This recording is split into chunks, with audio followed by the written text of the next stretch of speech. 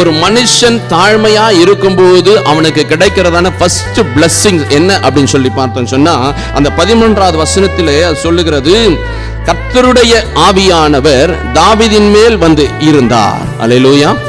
கர்த்தருடைய ஆவியானவர் தாவீதின் மேலே வந்திருந்தார். அந்த மேல் வசனம் சொல்லுகிறது, சாமுவேல் கிட்ட ஆண்டவராகிய கர்த்தர் சொல்லுகிறார், எப்பா நான் சவுல அபிஷேகம் பண்ணேன், ஆனா இப்ப சவுல் எனக்கு பிரியமில்லாதபடி நடந்து கொண்டான், என்னுடைய வார்த்தைக்கு கீழ்ப்படியவில்லை, எனக்கு முன்பதாக அவன் தன்னை தாழ்த்தவில்லை, இப்ப நான் அவனை இந்த தேசத்துல இருந்து, அதாவது இந்த ராஜ்யபாரத்திலிருந்து அவனை நான் ஒதுக்கி வச்சுட்டேன்.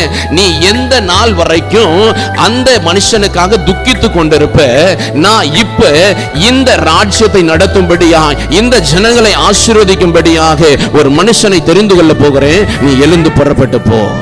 அல்லேலூயா, அல்லேலூயா. இன்னும் எவ்வளவு நாள் தான் நீ துக்கமா இருப்ப? உன்னுடைய துக்கத்தை விட்டு நீ எழுந்துரு. நீ எழுந்தால்தான் இந்த தேசத்திற்கான நன்மையும் இந்த தேசத்திற்கான ராஜாவையும் நீ கண்டுகொள்ள முடியும். அல்லேலூயா, அல்லேலூயா.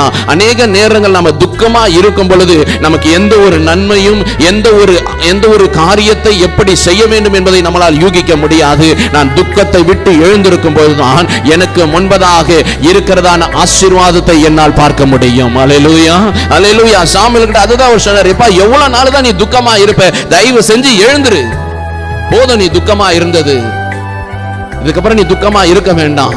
தேசத்திற்குண்டான நன்மையான ஒரு மனுஷனை, தேசத்தை நியாயம் விசாரிக்கும்படியாக ஒரு மனுஷனை நான் தெரிந்து கொள்ள போகிறேன், நீ எழுந்து புறப்பட்டு போ.